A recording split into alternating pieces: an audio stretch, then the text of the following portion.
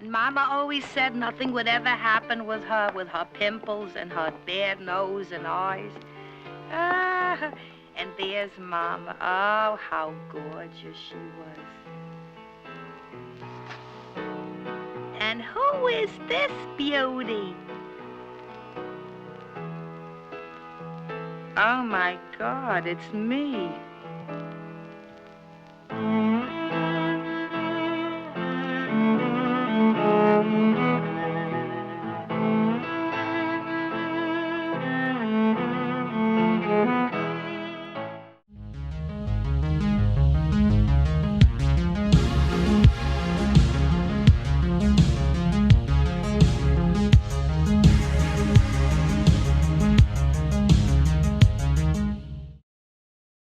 Welcome to the Harbor Podcast. I'm the Kino Cowboy. I'm here with Boston Flasher and Scott like usual, but back again, we got Robbie Sherman. If you watched the American Splendor episode, that's what he was on. If you missed that episode, go watch that movie on HBO Max and then watch our podcast because we're cool like that. All right. Today, we are talking about a master of animation history, Ralph Bakshi. And the film is called Heavy Traffic. And I got into this movie and him as a director about 5 or 6 years ago. And it was like a whirlwind of inspiration. And what caught me, what this movie did to me was, at the time, I was working 11, 12 hours a day at my dad's fucking restaurant. And at any point in time while working there, I was miserable all the time. So I was letting my imagination run wild, just like Michael's in this film, thinking about cooler shit in my arts. And it just really resonated me seeing that on screen in the early 70s. And so I fell in love with this movie rather quickly. So, yeah. Hey, that's awesome to hear. I really like that. Yeah, this is a wild fucking movie, man. This is not my first Ralph Bakshi experience. I think Fritz is the only other thing I've seen by him. Sure. And then we get American Splendor, and he's a character in that, basically. Like he's the real person, but he's a character in that. And this shit was genuinely wild to wake up and watch immediately this morning. You're probably thinking of Robert Crumb over Ralph Bakshi. Oh, is it? Okay, I am thinking of that. It's okay. Nothing to be ashamed of. They're all shitty white people. Nothing to be ashamed of. Speak for yourself. Well, this is my first Ralph Bakshi, and I was both prepared and unprepared for it, if that makes any sense. Wonderful. I knew it would be greasy, and it delivered. Okay. I'm glad. I can definitely see how this was shocking in 1973, because honestly, it's still pretty shocking now, which is that's a high bar, because I've seen some fucked up shit on the internet. And rotten.com. I don't know. Well, like, now that I'm older, I also think, like, man, the people around me must be so fucked in the head if this is why I considered entertainment for so long, just casual entertainment. I just put this on when I was just hanging out by myself, like, working on things or doing whatever. If I had buddies come over and be like, hey, you ever seen Heavy Traffic? This is a movie I put around casually and don't have any strong feelings about whatsoever. Here's the vibe for the night. What a wild time. Yeah, I was like, hey, we're going to vibe. Hey, we're going to put on this movie where people get shot in the fucking head in crazy hallucinatory sequences of sexual violence. Yeah. But that makes sense, though, because the structure of the film is interesting, because it's almost a lot of animated vignettes. They reuse characters and have there is an overarching plot, but so much of the movie is just, and this character's hanging out and doing this thing, and this weird dream sequence happens, and there's even animations within the animation, which we'll get to. Yeah. And here's the thing, like, I've always found grime and grease to be fascinating. You know me, I've made Moonman, blah blah blah. But here's the thing: as soon as it hits you with an opening sequence that is like a bunch of gruesome, weird violence, animated violence, and it cuts between pinballs flashing and stuff. So it's clear that these things are rapidly firing between his brain while he's playing pinball and stuff. And yeah, it's a shocking film, sure, but everything, that's what I love about it, is like everything is amplified, ugly urban shit, because that's probably what he knows. And yeah, there's some exaggerated character models in this movie, but Sure. it's not just black folks that are amplified. It's Jews and Italians and everything. I don't know. It's all one. It's a complete like giant caricature of like dirty New York City, urban New York, man. It's like if you went up to someone and sat down and got that caricature drawing, it's like that, but for the entire scape of like New York City. And I fucking dug it, man. You can tell a lot of it was like satirical takes on what the customs and cultures are of that area, sure. But also there's a lot of reality to it at the same time. But it draws that fine line in between where you can't tell what is real and what isn't, you know? Yeah.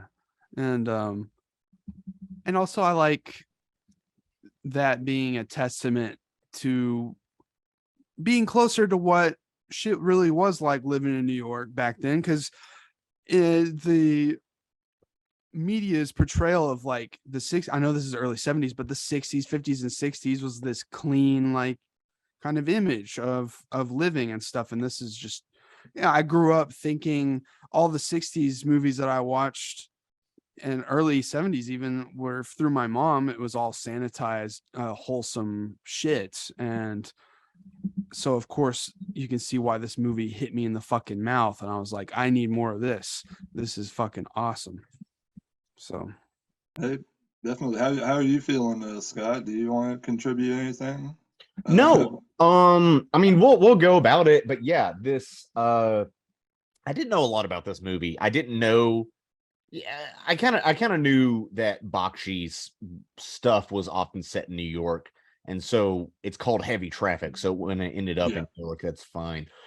I would say you do have your 70s grime in cinema. We did Midnight Express. We covered that recently.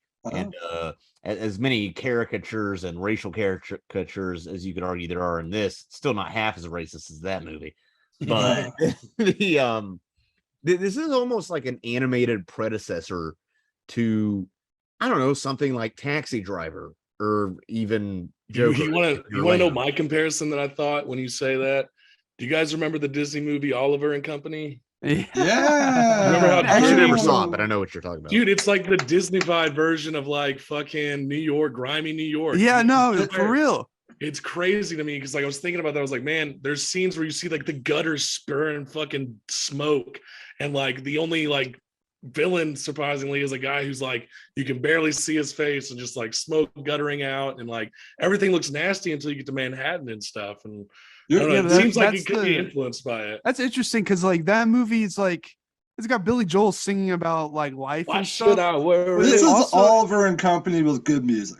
Yeah, this also has like that's what Oliver this movie Company has. The villain in that movie is fucking gross, grimy as fuck. Oh yeah, and like the hero, like one of the protagonists, the fucking is a homeless dude who like absolutely looks homeless. Like got the that's shitty a big. shadow All that stuff is a giant conversation that we have to like parse down. Let me tell you. Oh my god. But moving on, let's continue before we get too far ahead of ourselves. No, I know. It's just interesting. Because a lot of animation from that time, all I knew growing up was, of course, Disney Pictures or Peanuts. Like, they had several Peanuts movies, like Race for Your Life, Charlie Brown. Yeah. Shout out that movie. I watched the fuck out of that. Yeah, I love most of those. Yes. Yeah. Yeah. Fuck yeah. What would an X-rated Snoopy cartoon be like? It probably wouldn't be too far from something like this. That'd be pretty badass, actually. Yeah, Schultz. Snoopy versus the Red Baron, but for real. Schultz gets shot down and stranded over Poland. Well, like Schultz and Bakshi, they have like a dreariness and like melodrama and depression they share between them. I don't think that's too far of a reach. on a Nah, certain dude, level. Charles Schultz was depressed as hell. Yeah, He I was love on it. tricyclides or whatever you call them. Those things. That was like my pre-Bakshi rearing, just getting all that Peanuts depression. Like the very first strip is like Charlie Brown walking down the street. Two girls like are walking beside him. They're having a conversation. He passes them, and one girl's like, "Gee, that Charlie Brown." And then he like perks up, like, "Oh, they're talking about me." And the other girl's like, "Oh, how I hate him." How Good fucking family depressing. fun. It's one of the greatest like intros of any cartoon ever written. That's I what you love it. get. So, Is Schultz Jewish? That's a Jewish name. I have no clue. I'm not even for sure if that's a full on That's a self-loathing thing, and there's some self-loathing Jew stuff in this. that's a good portion of the Ralph Bakshi filmography right there, my friend. how did you Jewish come into this self-loathing. movie, Robbie? Like, How did I come into this movie? Well, of course, I've just been an animation nerd for a long time. Yeah. I kind of knew about this movie before I'd ever seen it, and I like avoided watching it online before I could get a good, genuine like viewing experience with a Blu-ray or something. And I bought that when I was like 17 or 18. And after that, it was just like I was putting it on all the time. And then after that, I graduated to the next movie after this, Coonskin, which I did my first episode on, and I like more than this film, but I do think this film is better. It has a better way of grouping its themes and like creating dynamic moments that pay off. But I do think Coonskin is probably the actual quintessential Ralph Bakshi movie and how messy and like bold it is. Like it's caricature. Like even he says, like, yeah, that's the film I wanted to make. Like I don't feel bad about that film at all. And I think there are parts of Heavy Traffic, even though I think it's an achievement for him. And like, there's definitely arguments about its content and stuff, but just talking, in base levels as far as the 70s go, yeah, it's an achievement for animation in American marketplaces. The only other animator who had done a like successful adult animated film was Osamu Tezuka in Japan. He had done the 1001 Night Arabian Nights. I think that's the full title of it. Yeah, and he had done two other films after it was his studio, which he had only been kind of tangentially involved in, and those are the Cleopatra film and the I'm forgetting the name of that one, but it's a very messy, complicated film as well. But it's pretty cool. It's mostly focused around paintings. But anyways, that's not what this podcast is about. Yeah, it is. It's all about. It can be about whatever we want it to be about. You know what I mean? It's we're kind of loose, man. We like to go in different. Totally. But this is like a big animation nerd thing for me, on top of just being something that I grew to really love as film in its own way. Like I definitely think it's raw in ways that animated films will never be permitted to be by any major company or any major production ever again, really. Yeah, it's fucking wild on that level. And sometimes I think its targets are a little edgelordy in ways that haven't paid off with time, and that's fine, whatever. Like it's no more dated than any other 70s film, and I definitely feel that way. Like I listened to you and Scott's podcast, and what y'all said, and it comes into play here, is you'd rather watch a good movie with bad politics than a bad movie with good politics. So that's what needs to be said. And to relate it back to Taxi Driver, you're talking about Taxi Driver, this is also a member of Sigma Male Cinema, because Michael is more interested in his art than he is in getting laid, because he's still a virgin at 22. Yeah. And that is part of the heart of his character and what makes things kind of happen in this movie. And so, of course, I couldn't identify him completely in that way, but I do understand. I probably do enjoy filmmaking more than getting laid. So I have too much of that in me too. I apologize to any woman that might have tried to love me in my life. I just have way too much of that in me. I was actually working on getting clips for advertising before we got done here. Before we started up here, I should say. Yeah. And there's obviously the whole movie has a a lot of sex and sexually Yeah. charged scenes and themes and Boobs popping out. Yeah, his Yeah, mom, Nobody wears a fucking bra. The mom, dude. The mom just like tip pops, slaps it, puts it back in. I feel That like that, Me maybe that was a up. traumatizing thing for him. Who knows? that stuff right there is some of the only like truly purposeful nudity I think we should discuss. Like, I think that is a humanizing moment. Like, I don't think that is like necessarily about voyeurism in the way some other Sure, types of I agree. nudity are in this film. Yeah. Anyways, let's Because however No, you want that, to take this. no, but you're right. That moment when they're at the dance club and the mom's breasticle pops out, it is a humanizing moment because you see her not angry but loose and drunk, and it's awkward and it's weird. It's but also awkward it- and strange, but it it's is also human. It's like a common thing with her. Her tip pops out like 4 times. Yeah, But I guess and- that one's yeah. on purpose. Like, Yeah. I at don't know. home and in the club, she's the same gal. Well, that's the thing. At home, he kind of just ignores it, goes about his way, and it happens a lot. It's probably a traumatizing thing for him. But when it finally gets to the club, he's finally showing like embarrassment. Yeah, At work. embarrassment. Yeah. But In his also zoot suit. Ralph Bakshi, he wrote this, and I'm wondering how much did he grow up in New York or what? Oh yeah. I think the first part of his life was spent overseas, and I'm forgetting the specific Middle Eastern country his family is from, and they migrated over here. And then he spent a good deal of his Palestine. Palestine. Okay, yeah, and yeah, he spent a good deal of his young life like living in small New York communities. His family were pretty common folk trying to survive. They were able to get like grocery stores and stuff set up, so it makes me wonder if his family was involved in the mafia, given some of the content of his films Yeah. and how often he talks about the mafia. But I don't have anything to prove that, and I'm not making any allegations. Or maybe it was sort of, the mafia's on this block, so there's protection money, or at least you're witnessing things.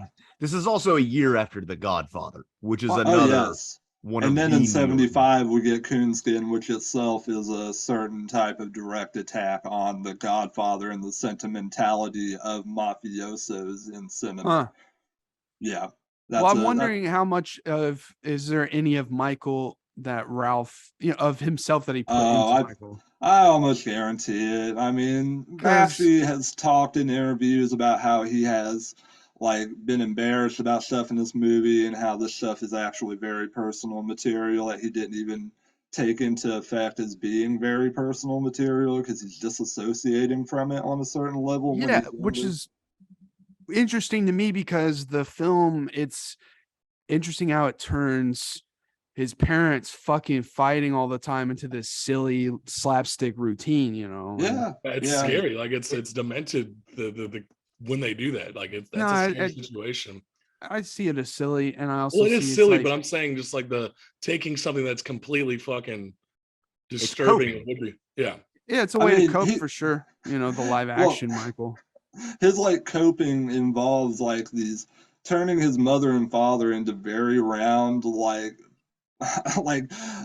base cartoon figures where like they pull out their dicks and they're like beating like the one character who's the father is like beating the mother with his dick, and like the other mother is like being crushed by the dick and all this, and it's like very base imagery for the time. But I also think in animation it was something like that people needed to get off their chest too. I think there were a lot of animators that were like dealing with like the fucked upness of like coming into sexuality in that time, and they never had a way of dealing with it because most of the time their art was spent becoming some type of graphic designer or something like that, and they worked in animation probably because they wanted to do it and they lived hard lives and they just wanted to escape from their hard lives through that animation. I mean, I'm not saying that excuses all their shitty behavior over the year or what have you, but at the same time, like it's still a capsule of what has turned into the larger sphere of animation today and what we think of as storytelling in animation. The Ralph Bakshi like school, even though it's got its problems, that bled into the John Kay, things, that bled into the Bruce Timm things, that bred into so many, the Tiny Toons, Animaniacs, all that stuff. Like, so many of those people that were making those creative decisions then were going through the schools of Ralph Bakshi in the 70s and 80s. In the 80s, he had that Mighty Mouse cartoon, and that like presaged the big golden age of animation. A lot of people consider that the first step towards that golden age of animation. I didn't realize he had a school. That makes a lot of sense. No, he didn't have a school. That's more of a metaphorical term. Gotcha. Okay, I was like, he should never be a teacher. The style. I was like, okay, the makes style. more sense. Yeah, The ethos, right? Yeah, Sorry, I'm a fucking idiot. I didn't catch that. It's okay. It's no problem. In my head, you were saying school, and I'm like, I'm comparing it to like modern cartoons, and everybody's coming out of Cal Arts and making all these similarly like looking but like brilliant fucking cartoons nowadays. Yeah. And so I was like, maybe he did have something, but I guess the inspiration school. Sorry, it just went over my head. Yeah, it's no problem at all. I do want to comment though. You said that a lot of these artists were like having to give into like graphic design things and things like that. There's like a specific thing that Michael says whenever they're like, let's sell some of your stuff to one of these bigger companies. He's like, no, I'm an underground animation or artist, like cartoon. That was a live or die thing then. You really had to live or die that. And this is coming from a certain point of privilege with him, because let's face it, his fucking father is a mob guy and he's well connected. And if he just stays around at home, then he can do his cartoons and things like it. So yeah, I definitely think he has a certain amount of privilege that makes him a little too much of a shit. But then when I think about his parents, I'm like, oh, how the hell else is he supposed to be? Like, I bet that kid has never had one actual conversation about morality or philosophy or anything when you look at the cartoons that he's creating. Yeah. And then when I think about like Bakshi creating this, and I personally think this film is a film centered around the late 50s into the early mid 60s rather than a film about the 70s, because I feel like the music cues, they're more centered around music from the late 50s and early 60s.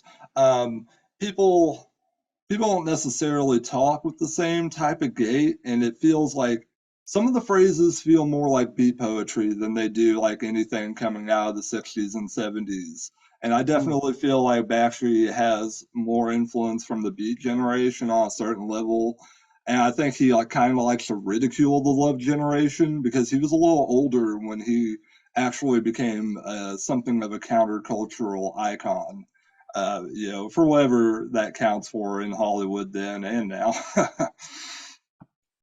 Yeah, the film is actually what got me into Sergio Mendes and Basil 66 and other like bossa nova shit. And I went on like a deep dive of bossa nova after I got into this movie. And that's bossa nova is very like 60s though. So and they play that cover. It's also a 50s thing too. I mean, think about Ricky Ricardo. Like, that's true. I just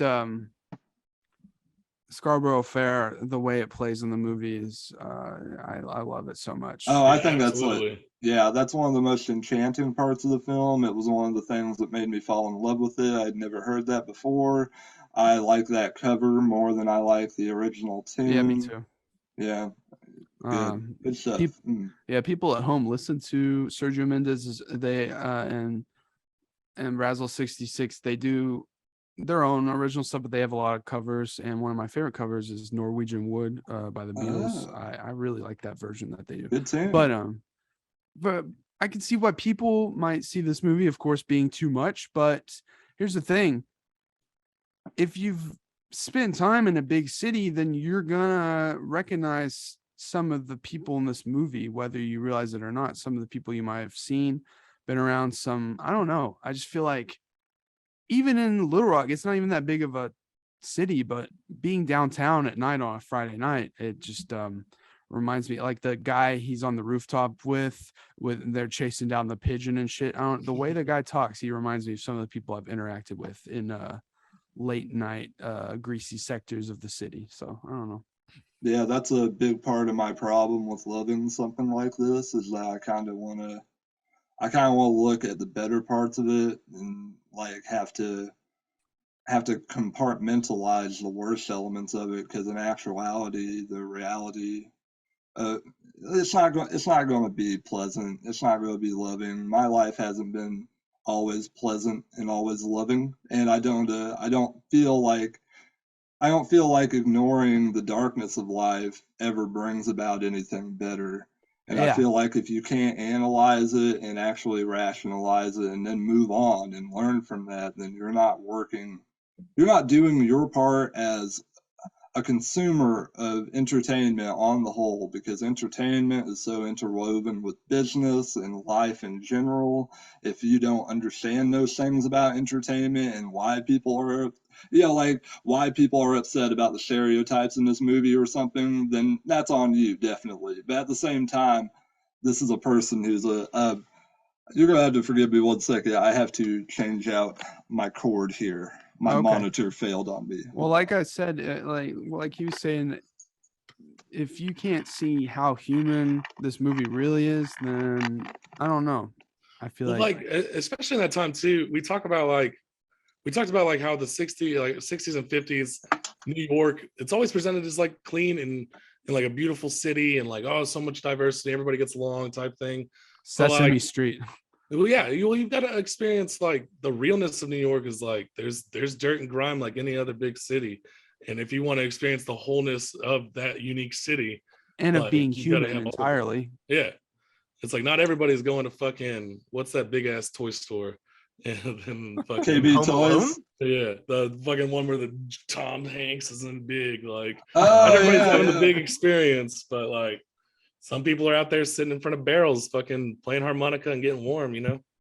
Yeah, and you definitely should feel like it's exploitative when you watch that scene with the homeless people on a certain level, but I think it's like exploitative in a certain innocent way. Like that sounds fucked up, but at the same time, like I don't think he made these people do anything that was like harmful to their bodies, and he probably gave them enough money to have food for a few days. It seemed like he was pretty okay with paying people well, which is another thing that I kind of chalk up as a bonus when considering all the issues and faults with Ralph Bakshi as an artist. Well, at least he fucking pays people, huh? You know? Yeah, for real. How many companies will truly pay people like like I've been trying to do my thing very free of like any infrastructure because I just can't afford to take any losses or whatever. So I just think of my art as like a personal expense or whatever, and I move on. What can I fucking do? Like, and if people want to work with me and they're willing to just roll with the punches and they have a good time, that's all I want out of it. I just want to create a real experience with people who really want to create art on some level. When I can do something better with myself and my taxes are fixed up, I'm going to work harder to make sure I can actually get people paid and actually make sure they can do things on a stable level too. But that's all I ever want out of this. That's all I give a shit about. That's all I give a shit about. Like, if I have to do anything for my own work, I'll do it. Like, I don't care about working in the entertainment industry. I don't care about working in the adult entertainment industry. If I need to do something, I care about working in the adult entertainment industry. Well, that's fine, but I don't give a shit. Scott's one notorious fluffer art. You're a big Family Guy fan, ain't you, Flasher? I guess, man. That's where I know that joke from. I know it because Scott works that job. That's how I know it. Hey, you're a working man, Scott. Nothing to feel ashamed about. No, here's the thing. This movie is about an artist trying to find his way in a weird world. And if you can't identify with that, fuck you. Fuck you. I feel that listening to our podcast. I feel that way too. Like, so much good art came out of people having to live through the most fucked up of circumstances. Yeah, absolutely. Man, I one of my favorite things about this movie, and just in general, is that they take these dark situations. There's still the cartoon physics, like rampant through this. Like, there's a point where Snowflake Oh Like, yeah. they reveal that like the guy figures out that Snowflake has a dick, and then it's just like viciously like almost it is cartoonish, like just like beating the shit out of him in the fucking May I bar. have a minute about Snowflake, the character? Yeah, Well, absolutely. yeah, I Yeah. was gonna say, because portrayal of trans identity at any time of any kind that early in 50 years ago is gonna be progressive in its Loaded. own way, even if it's not up to standards of today. It's interesting that it wasn't just a fucking shit show of a portrayal, is what No. I'm trying to say.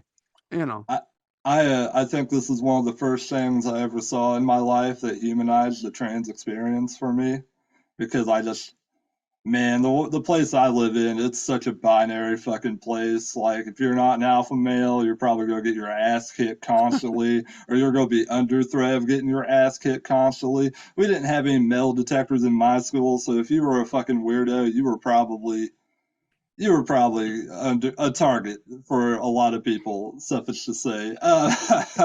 And I guess like I have a lot of male identity issues. I probably won't sort out until I'm much older, and I'm willing to take credit for that and everything. But at the same time, like, I don't feel like I was ever the same type of alpha male some people wore around me, and like a lot of that stuff was really fucked up. Like, and there's a lot of like alpha male grooming type shit in this movie, and I went through a lot of that shit, and I don't believe in the idea that like the LGBTQ people, they're just trying to groom our children and turn us against the natural fabric or any of that horse shit. I don't.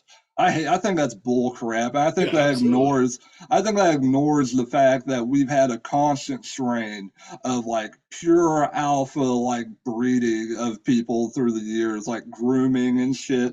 Yeah, and that's another thing that made this movie like a big thing for me. It helped open my eyes on a social conscious level. Like the way Snowflake is like treated by that guy, he has no right to treat her that way. He totally went into that just like not caring whatsoever. Any consequences he feels, she does not have to feel bad about at all. I do not. I sincerely feel that way because he just did not care. He just started like going up and groping. When you do that, you're running the risk.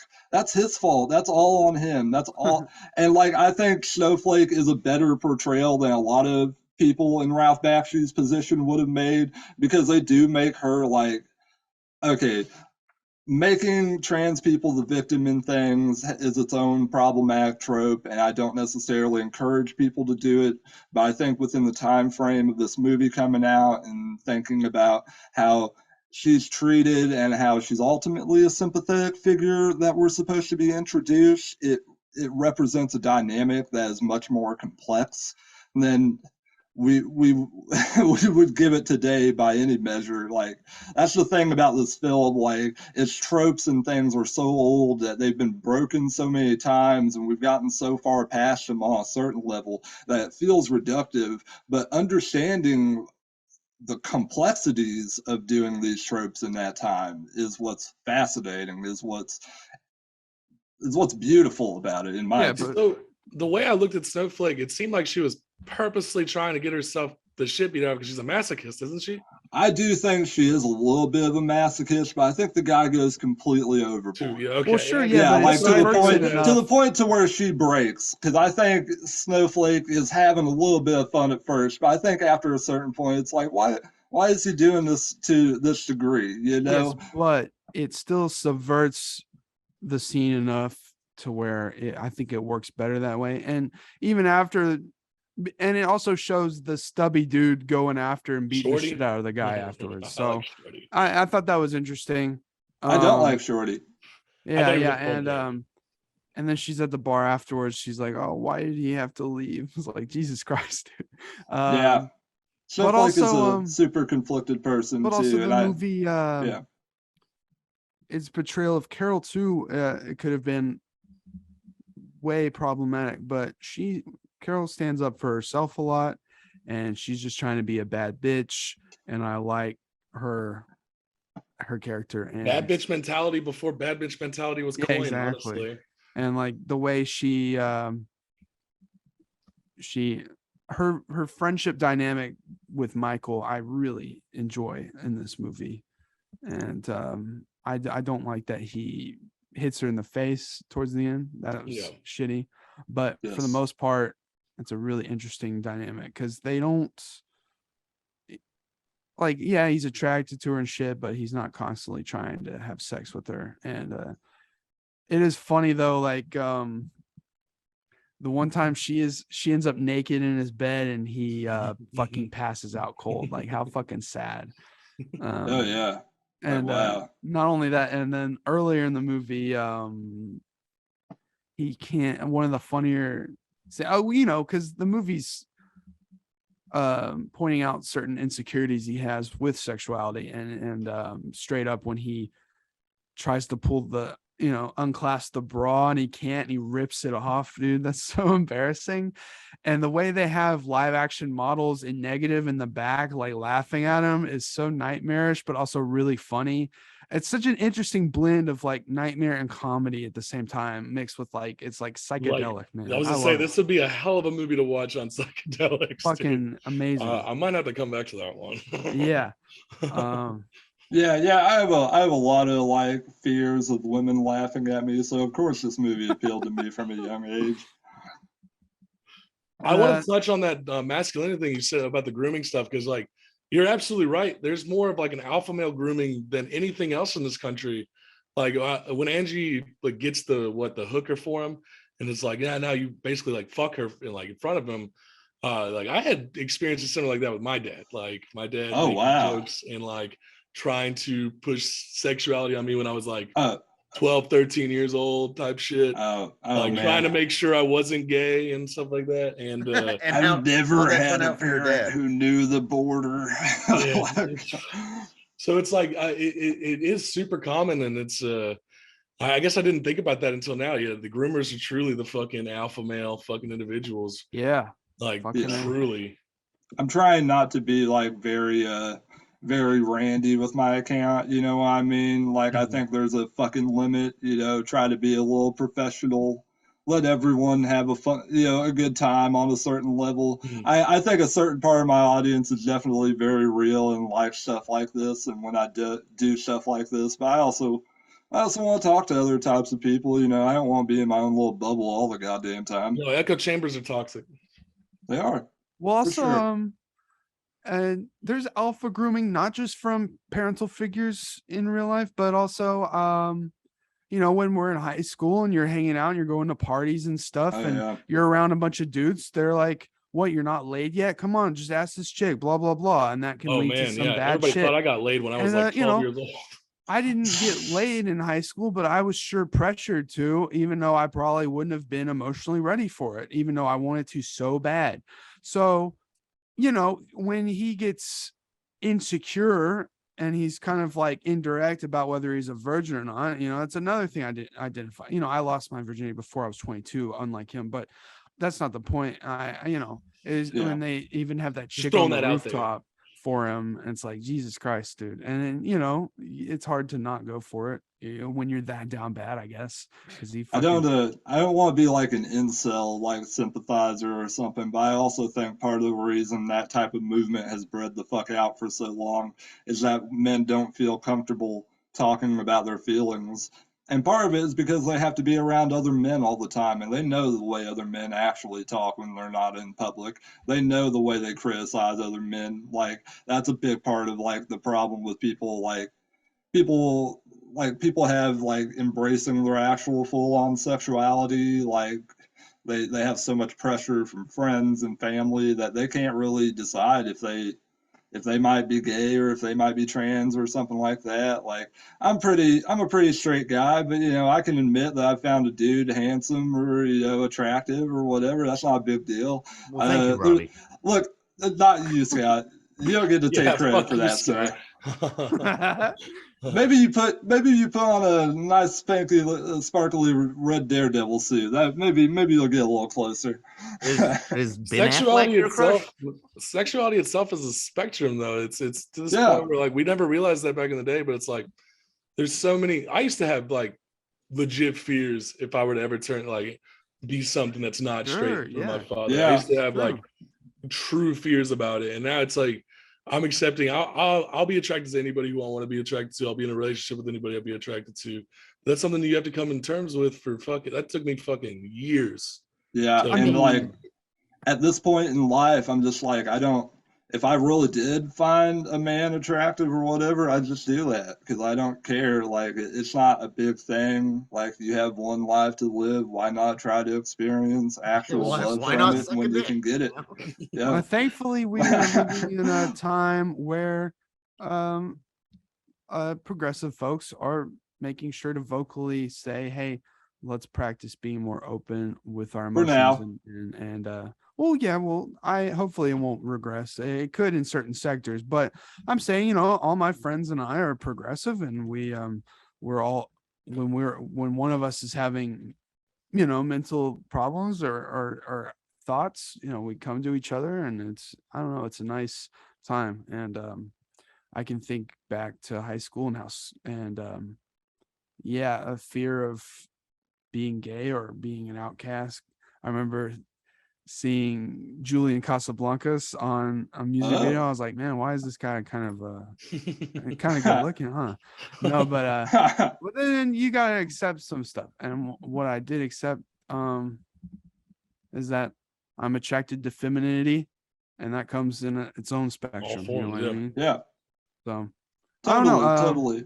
And I accepted, like, as I was growing up, that part of the reason I'm probably so attracted to, like, cartoon archetypes and stuff too is because it like represents a certain form of femininity and masculinity that I learned when I was younger watching these things. Like Batman the Animated Series, that's probably always going to define like what I think of as like a sexy cartoon woman. Like Jessica Rabbit was my sexual awakening as a kid, my guy. I feel that, man. Yeah, like all that stuff, like that's like, but you know, I don't want to like let that completely define it because there is a spectrum of that. You know, the downfalls with something like a Bruce Timm model is that you don't have the details that a regular person has. So, you know, like a lot of young men grow up, they get these perfect women on the internet, and I'm definitely a victim of the whole early internet, like expanding out, you know, getting all the nasty stuff into your head, you know, when you're way too young. It was unavoidable, I think, for just about everyone my age. I'm 29, and everyone, you know, coming before me and after me. We are the internet generation, my guy. We were raised by it. We started off without it, and then it became. Oh my god! My dad keeping me away from therapists was the worst thing he could have ever done. My dad did that too. My god, that fucking idiot. So that's the thing, is that my mom put me through the ringer of therapists, and while my dad thought that's bullshit, just be a fucking man about it. God damn it, you had both spectrums. Yeah, that sounds horrible. But so does Michael. Michael in this movie, his dad is literally trying to push that chick on him to have sex. Yeah. While his mom is like trying to fight him off. It's the same shit. And I guess I identify with Michael more than I ever thought, you know, not just like at first I thought it was just, you know, him wanting to do his art and stuff and not worry about all the shit at home and stuff and just focus on that. But there's so much to it. There's more depth to this than people might realize, I feel. And definitely, especially that scene, you know, it's all played comedically, which I think is brilliant. It's a nice way to cope. I do the same thing with my art, you know. A lot of it is about the death of the ego too, because a lot, like throughout the film, we're seeing the pinball like sounds pop in and out to create this effect of unity throughout the whole thing. Like this is a hallucination that he's experiencing while he's playing this pinball game. He's probably on drugs experiencing it. In the scene at the fashion industry where we meet his uncle that he goes to ask for a job from, that he completely fucks up in every way. And he should be embarrassed about it. Like there's very purposeful pinball sounds coming out through all of that, and it's such a dynamic effect. I was listening to it through headphones for the time and a half I went through it for this podcast. I've been distancing myself a little bit from the Ralph Bakshi filmography. This will be the last Ralph Bakshi film I ever do on any podcast after I read that a very prominent member of his organization was harassed by him constantly. I just don't want to give him any more fucking time, you know. But Yeah, fuck I you, Ralph figured. Bakshi.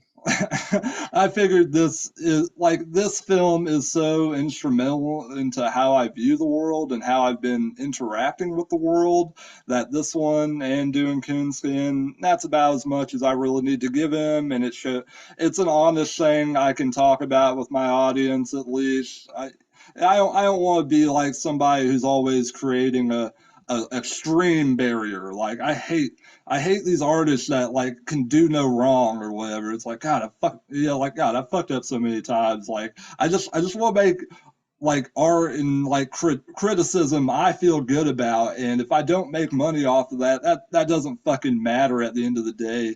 If I can do it within a budget and I can maybe make that budget back, and even if I don't have to make that budget back, that's fine too.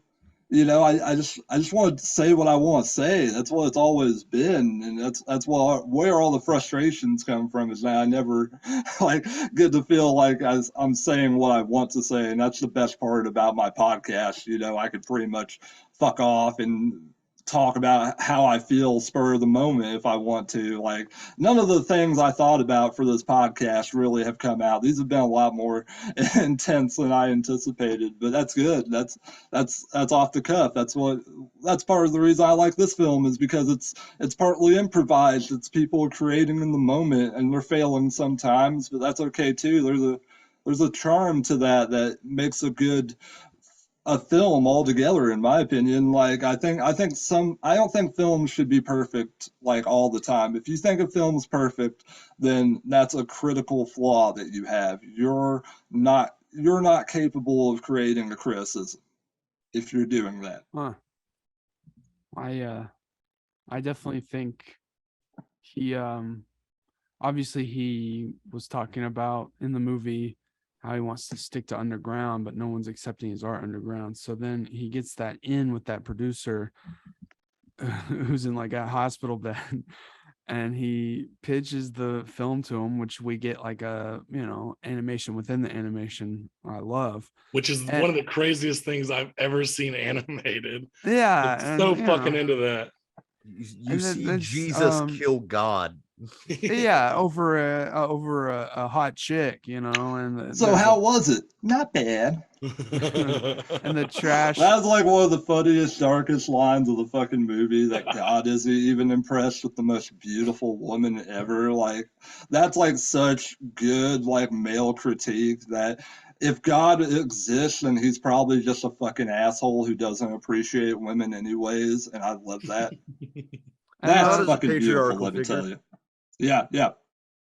The absurdist fantasy element of that little moment in the film, it felt like kind of similar to the energy in Wizards, which came later. But how do you feel about Wizards? I personally enjoy it a lot. It's when you look at those old metal covers from like the late 70s, early 80s, there's it's kind of like that, but like turned into a movie, and it just it hits right for me. It's not perfect, but I really like to watch it stoned as fuck.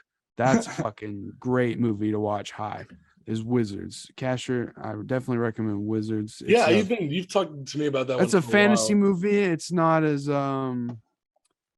insanely provocative as this movie, but I like old school fantasy animation. That's been one of my it looks like it's straight out. It came out from like a black light poster from some dude's basement in 1979. That's my shit. Yeah, you know what I mean? All the best and worst ways of that, friend. Yeah. See, I'm down. I'll have to watch that. Didn't you say you had a copy of it, like a physical copy? I do. I own it. Because I think that's like a really do you have it on like 35 millimeter? When Sumner was in, I think Nashville or somewhere. Okay. Yeah, I remember. No, wait a minute. You have it like sell for sale, don't you? Yeah, I do. Okay, I'm sorry to interrupt you, pal. No, it's just Sumner went to this media store, and he's like, dude, I think there's like every DVD known to man in this fucking place. And he's like, asked me for something, and then I said, all right, Wizards by Ralph Bakshi. Fucking 30 seconds later, he sent me a photo of it. That's fucking nuts. I to me, man. immediately cashed app him, and I was like, what the fuck? And Yeah, I remember you telling that story. That's when you were like, you need to watch this. It's definitely on my list. Yeah, maybe the next time we hang out, we can get fucked up and watch it. Yeah, I'm fucking. Flasher, may I recommend Fire and Ice as well if you like the fantasy, heavy metal type stuff? Yeah, for sure. I'll write that down. Yeah, Fire and Ice, baby. It's got no story, but it's cool as hell to watch. Yeah, I'm cool with no stories too. Robbie, yeah. Have you seen Rock and Rule? Yeah. That's kind of nonsense, but it's definitely pretty to behold. And all the people that worked on that ended up becoming Nirvana after the failure of that movie. So all the Nirvana cartoons you may half remember, those people. On this like list of things, there's more a modern one. There's a country artist named Sturgill Simpson. He's not your stereotypical country music. He does like fucking country rock, all that stuff. He made a movie, it's like an hour long, called Sound and Fury, that is set to his like fucking his only rock album he's ever put out, and it's very similar styles to like these types of movies, and like really similar to heavy metal combined with like Fury Road Max vibes. I would also recommend the Major Lazer series. Oh, I love those. Yeah. Oh man, that is just the fucking balls, baby. I got to see Major Lazer about 10 years ago, and they were using clips from that. Yeah. Nice. Fucking sick. Very cool. Very cool. Yeah, this is the stuff that I like to eat an edible and sit down and I think the only film of his I haven't watched because everyone always shits on it and I was too afraid. I think it was Cool World. Oh, you should cool. Yeah, should like shit on that. I mean, like everyone should shit on that movie. Fuck that movie. I hate it. It's definitely the film that will break you if you're a Ralph Bakshi fan and you haven't already been broken by the likes of Hey Good Looking, which is itself like the existence of basically like a full-on hate crime on multiple levels. Jesus fucking Christ. Yeah, I fucking hate Hey Good Looking, and I thought about doing like a hate cast on it, but I just couldn't make myself sit down and watch it again because I hate it so much. Damn. Okay. Fair. Yeah. Explore it. I mean, Hey Good Looking has about 3 things in it that I think are really cool. And I think if you want to see some more of the explorations that happen in this film and later on with the rotoscoping, it's got some cool stuff. And you will witness the birth of breakdancing on film. Really? Fuck yes. Like It's not breaking. Like the first actual recorded instance of breakdancing on film, they believe. Like, oh shit, that's cool. Like supposedly, who knows what fucking archives are out there, but like like Bakshi recorded this instance of breakdancing like when people were fucking off during the break. And yeah, he animated it and he recorded that in like 1976 or 77. Cool. I like that. Yeah. Yeah, that film actually has a whole different complete cut in the Warner archives somewhere else. And Ralph Bakshi had to basically like resalvage the film because Warner Brothers didn't want to release that cut after all the controversy with Coonskin. And I just wonder if that film is actually better than the Hey Good Looking we got, which is a stilted, frustrating mess. All right, you guys want to plan a big dirty? Yeah, sounds like Warner Bros has been up to their same old shit for 50 years. We gotta get one big old robbery. We call it a big dirty. But we'll get Zack Snyder in on it, and then soon enough, there's some good old boys. I'm sorry, I probably shouldn't be able to do it. I forgot what I was going to say. Damn.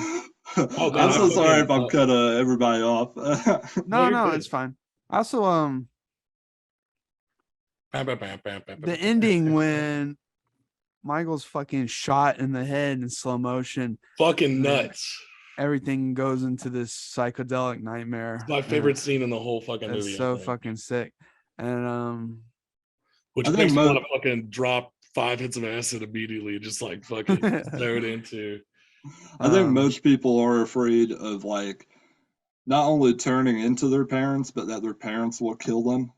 I think most people are pretty fucking afraid of like taking punishment from their parents or something, and that's like an ultimate expression of Michael's fear of his father, because in actuality he doesn't really love his father, he's just afraid of him. Michael's actions are not the actions of somebody who is actively engaging with the community around him. He is constantly disassociating, and he does not like these people whatsoever. I think he likes his mom to a degree, but I don't think he wants to be around her all the time. Yeah, I think exactly. maybe he wants to like see her every like week or so. Like, hey, I made some time after work to come and see Kind of you. like me and my family. I love my mom, but it's kind of like I can only see her for a few days at a time, or else it's like too overwhelming. Yeah, I've been Too living with my much. dad for a minute, so I've just been kind of keeping things stable. Oh, I That's feel about that, all I could man. say. I would not be able to live with my father. My father sucks. Well, compared to where I was living before this, like when a band I was in broke down and I just kind of had to like shelter here, and it's been like that for a moment because of a whole bunch of issues. You gotta do what you gotta do, It's man. pleasure, like I have a whole room with a door in it. I was living without a door, like on a mattress in a like open room. Been to that shit too, man. Yeah, it's awful. Yeah, but this isn't about my sad, pathetic life. This is about heavy traffic, and I Well, think yeah, we that's need the the thing. Is It's midshot good to coming. get to know you better, though, Robbie. Like Oh, thank you. like throughout this Uh, podcast, we talk about different things that like just expressing ourselves through the movies we watch, and it brings up things that we like to talk about, or that we don't like to talk about. We get to know each other and guests a lot more, and so we appreciate you being, saying what you do say, and it's good to get to know you better, bud.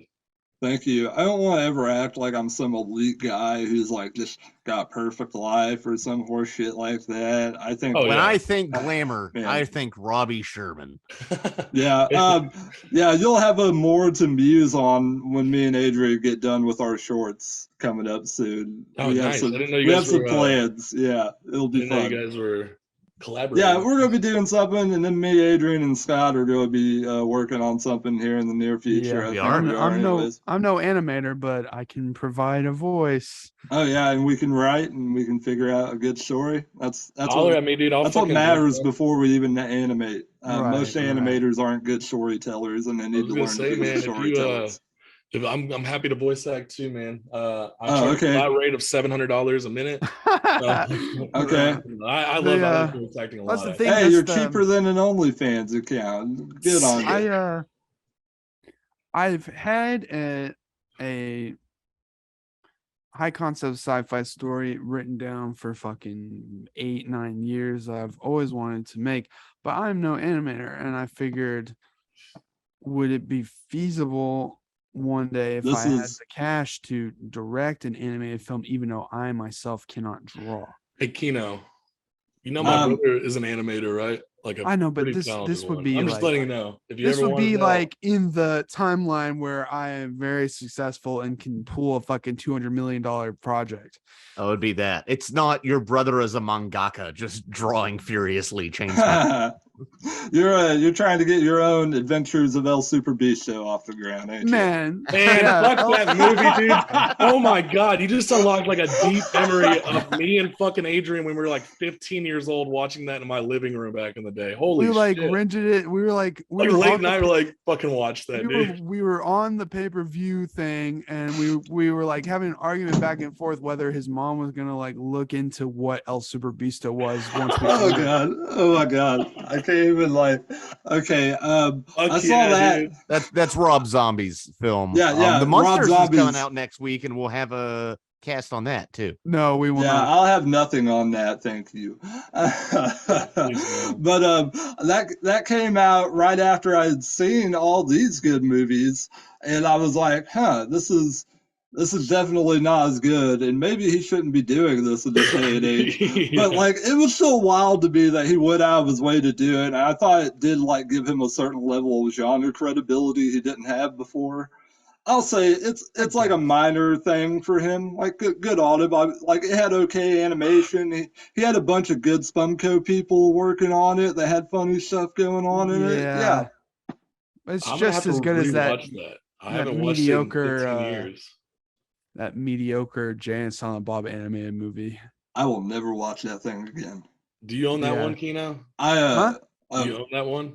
No, I don't own it. No, I don't consider it official. Like, I knew you owed like everything else View Askew. I think it was just like Kevin Smith was like, yeah, y'all can make this little Jay and Silent Bob animated movie, and it's the most mediocre fucking shit. Yeah, I just feel like that was definitely somebody talking to Kevin and being like, "Hey man, we can really make this look cool," and then he just got a sweet paycheck out of it. And Kevin Yeah. Smith like didn't even care that much about what was happening with it, and he wasn't overseeing it. And I feel like compared to Clerks, the animated series, Oh. disappointment.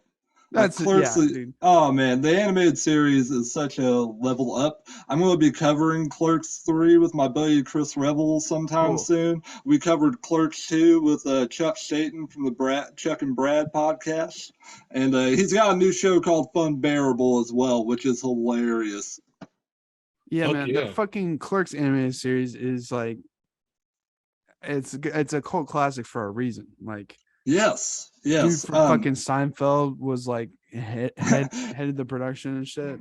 It is creaky, but it's also no more creaky than any other good animated program from that age. Well, also here, I'll sell it right now to anyone that hasn't watched the Clerks animated series. The second episode of the fucking show is a clip show.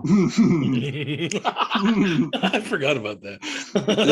Yeah. Like, that's all I need. It reminds to me say. of that time we got trapped in that freezer. Yeah. Man, So good. The peak Jay and Silent Bob though is absolutely Jay and Silent Bob do Degrassi. Oh yeah, dude. What? Which I own. Have you not seen the Degrassi episodes of Jay and Silent Bob? There are Degrassi episodes Oh shit! featuring Jay and Silent Bob. What, are women Yeah, getting dude. like fucking Yeah. taken advantage of? Kino, or grab something? that shit. What Kino's the got fucking that Hold hell? on. DVD. He's got that. Oh my god, dude! It's fucking it's a classic, dude. That's one of my favorite things to show my friends when I'm fucking baked. That's one of the funniest fucking things I've ever heard about in my life. Holy shit! I'm Who so had glad that you fucking know that. idea? What Degrassi executive was like? You know, these Jay and Silent Bob, they're strapping young men. I want them a part of my fine youth program. Yeah, dude, right now. My favorite shit in the world, dude. I fucking love that. Oh man, what a fucking power Smith had like back then, dude. He worked his way into the Degrassi universe. Oh my god, dude. That guy was unstoppable. We should kill him now. He has too much power. The best part, one of the episodes is episode 420. Is that where Jay and Silent Bob like find out that they're turning into young women? No, I think Gotta film a movie. I only watched it once, but I think Jay rather is like low-key hitting on high school. He is. He girls. absolutely Oh my hits God. on high school students. Oh my And god. it's fucking hilarious. That's And, a and character. two, that was one of my biggest criticisms is that fucking Randall can just walk around and talk about hitting on women, and people are just like, when are you going to stop doing that? They don't call the cops on him or anything for trying to groom a 16-year-old in the middle of the fucking movie. Like, oh Okay, my well- God. Like, that needed to stop. I hope with Clerks 3, we're not going to let any of that happen. It's I can tell you firsthand that it's not. So Oh, good. Yes. I've seen Clerks 3, but this is not a Clerks cast. Yeah. unfortunately. This is not Clerks. But any final thoughts on Heavy Traffic before we I talk do about want Clerks? I do want to say, like, I think animators should be a lot more careful about how they're using caricature nowadays. I would hope they would be. I'm sure they are. A lot of the stuff in Bakshi's film is straight appropriation. As much as I love the film Coonskin and think its performances and animation combined make for a unique experience in the annals of American animation, I also think it is the work of a white guy unfortunately appropriating black culture to Sure. not only like try to create a movie that will make him some kind of money or whatever, which itself is like exploitation when you think about the fact that black animators are working on this and they don't have any say in what the story is going to be. And like his actors only have so much say in that they can improvise a little bit and maybe make their lines natural. And this issue is also apparent in this film, but if you're willing to deal with it on a historical level, I think it has a lot to say even today, because I think we're still dealing with the same type of generation gap issues right now with like the way people are, More so than ever, for sure. yeah, It's, with the way people are treating sexuality and with the way people are treating race too, and the history of systemic racism. If you want to see like a moving example of systemic racism that is also attempting to battle systemic racism. This film and Coonskin are very picturesque like examples for that. Like you'll get a good picture of how New York looked in the early 70s. You'll get a good understanding that even then people didn't trust the police and they didn't trust the police to look out for them on any level. And they took pleasure when the police were hurt because guess what? The police take pleasure in hurting them. The police take pleasure in hurting the public. They look down on the public. Police units across the country are almost completely untrustworthy all around. And I am not ashamed to say that as a fact. And I think the more we say that as a country, the better off we'll be. Robbie, Right. you're my fucking dude. I fucking love you. I loved that speech. I mean, this is a Blue Lives Matter Fuck the police, podcast. dude. No, Fuck you. I'll show you how much your blue life matters, buddy. Yeah, bring your Smurf. I want to say, wait. This is just the one thing I've been wanting to say all podcast, and as we're talking about caricaturization, and I think it's interesting that the least caricaturized character, Jesus, is the main character, Michael. Yeah. And obviously it's because he's a protagonist, he's white guy, blah, blah, blah. But one of the things it just reminded me of, I think that's because A, it's his fantasy, but B, it being his fantasy and him being an artist, he is the one as an artist who, despite creating new worlds, is the one who sees the world as it really is and can lift the veil. Therefore, he is the center and almost the straight man. It really reminds me of actually another New York saga, Seinfeld. Because in that, the comedian is actually the straight man. And kind of the same in Curb Your Enthusiasm, too. Everyone else is wacky and insane, and the supposedly wacky guy is actually the focal point of sanity who sees the world for what it really is. And I think that's why that character is designed that way. And it shows in this movie that by creating this heightened world, you are actually not caricaturizing the world merely, but also showing the world as it really is. So that's just something interesting. And I'm looking forward to more Ralph Bakshi. What about the rest? Amen, brother. That was a great way to wrap it up, I feel like. Fuck the police, though. For fuck real. the police.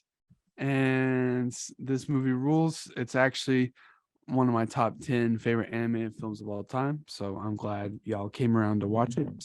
I even with all my issues with Ralph Bakshi, this is still like a top 10 animated movie in American history for me. Like this and the other film after this, I think those two films represent like the Revolver and fucking like Sergeant Pepper's of adult American animation, like on a certain level.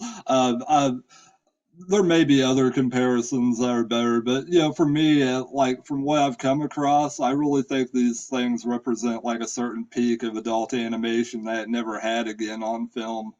Like something we've just never had adult animation do the same thing it did when Ralph Bakshi was in the focus, and that has its downsides, of course. But I would like to see that become a bigger thing in film. I hope that producers are more willing to take advantage and try to make more mature stories with this. Like we don't always have to have adult stories that are based around sexuality and violence all the time. Ghibli has shown that we can make stories that are very adult oriented without being lurid, without being leery, without placing women in dangerous situations ad infinitum. Sure. And if we do get more adult, and by adult I mean NC-17 animated shit, it just don't do shock value for shock value's sake. Have a little substance there. But that was Heavy Traffic, everybody. Thanks for listening. I'm the Kino Cowboy. Got Scott, Casher, Robbie. We were balling today. Watch my podcast conversation with Conversations with Robbie Sherman. Plug. Yeah.